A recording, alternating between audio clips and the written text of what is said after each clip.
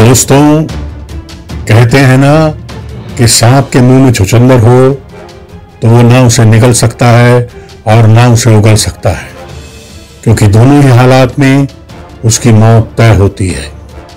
सबसे पहला छुछुंदर तो जो फंसा है वो अमेरिका के गले में फंसा है। अमेरिका ने अपनी स्थिति ऐसी बना ली है कि पूरी दुनिया में उस पर मजाक बनाया जा रहा है। उसने वहां पर अरबों डॉलर का असलहा छोड़ दिया, गाड़ियां छोड़ दी, ऐसे ऐसे इक्विपमेंट छोड़ दिए जो पूरी दुनिया के लिए आगे खतरा बन सकते हैं। वो वहां से इतनी तेजी से भागा कि जिसकी किसी को उम्मीद नहीं थी। उसने भी ये सोचा था कि मैं तालिबानियों को खुश करके और तालिबानियों के साथ बात करके दोहा में उनसे मीटिंग करके ये सारा खेल बड़े सलीके से निपटा दूंगा, लेकिन तालिबानी आखिर तालिबानी है।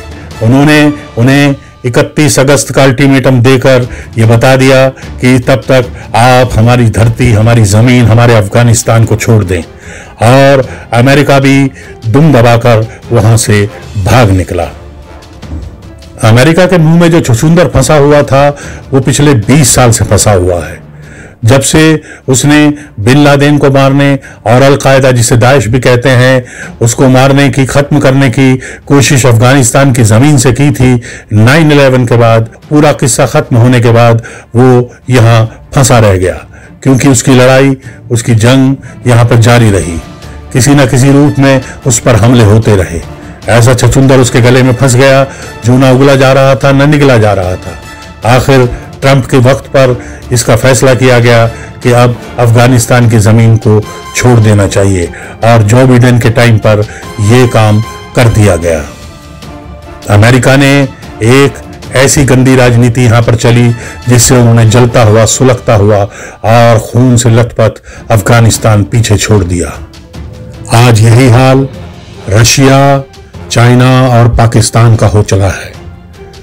रशिया जो अपनी अलग अलग तिकड़ों में लगा रहा है, अलग अलग चालें खेल रहा है, हिंदुस्तान से अपनी वर्षों पुरानी दोस्ती को भी दांव पर लगा रहा है, उसकी स्थिति भी उसी सांप जैसी हो गई है जिसके मुंह में छुछुंदर फंसा होता है। रूस जो है वो चीन व पाकिस्तान के पक्ष में खड़ा दिख रहा है।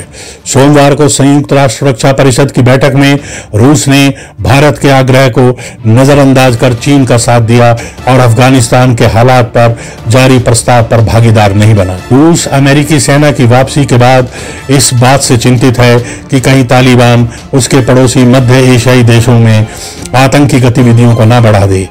इसलिए वह चीन के जरिए पाकिस्तान से और पाकिस्तान के जरिए तालिबान के संपर्क में है। आने वाले दिनों में रूस, चीन, पाकिस्तान और अफगानिस्तान के बीच एक गठबंधन का स्थापन होते हुए देख रहे हैं।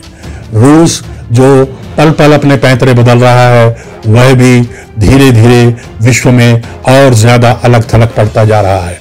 हमें इस बात को ध्यान रखना होगा कि चीन को छोड़कर अफगानिस्तान, पाकिस्तान और रूस तीनों ही कंगाल मुल्क हैं जो भूखमरी से लड़ रहे हैं।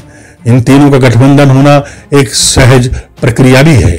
दूसरी तरफ चीन को डर है कि शिनजियांग प्रांत में जो मिलिटेंट्स ने वहां पर हथियार उठा रखे हैं, उइगर मुसलमानों ने, उनके साथ तालिबानियों के अच्छे संबंध हैं। उसे लगता है कि कहीं तालिबानी उनका साथ ना दें और यहां धावा न बोल दें, क्योंकि चाइना की फौज भी एक ऐसी फौज है जिसने कोई जंग नहीं लड़ी है, उसे कोई तजुर्बा नहीं है। वो अफगानिस्तान की सेना से भी तेजी से कहीं वापस न भाग जाए, ये चाइना को डर है। तीसरी तरफ पाकिस्तान है, एक ऐसा सांप, एक ऐसा नाग जो वो सारे कर्म करता है जिनको वो सामने नकारता है। आखिरकार उसने ड्रोन उड़ाने के लिए अमेरिका को अपने बेसिस दे ही दिए। वहां पर अमेरिका की फौजी भी दम बनाते हुए उतरे और इससे पाकिस्तानियों की कलाई एक बार फिर खुल गई। दूसरी तरफ हम देखेंगे अभी भारत ने अपना एक और पैंतरा बदला है। उन्होंने दोहा में, कतर के दोहा में तालिबानियों से मुलाकात की है, जहां पर उन्होंने शेर मोहम्मद अब्बास, जिन्होंने भारत की आर्मी यानी भारत के एलीट इंस्टीट्यूशंस जो हैं वहां से ट्रेनिंग प्राप्त की थी सन 78 और 80 के बीच में, वो आज वहां पर कुछ गिने चुने नेताओं में हैं। वो तालिबानियों के साथ हैं और वही भारत से मुलाकात कर रहे हैं। मंगलवार को ये मुलाकात हुई है जिसमें भारत ने स्पष्ट कर दिया है कि वहां पे तालिबानियों को अपने व्यवहार में थोड़ी लचक लानी होगी। उन्होंने अपने वहां पर फंसे हुए नागरिकों की चिंता भी दर्शाई। उन्होंने ये भी बताया कि पाकिस्तान के किसी भी झांसे में आकर आप कश्मीर की तरफ रुख ना करें, वरना बहुत गंभीर नतीजे होंगे। एक और चीज जो भारत के लिए अभी चेतावनी बन के खड़ी है वो है पंजशीर के लड़ाकों को किस तरीके से मजबूत किया जाए।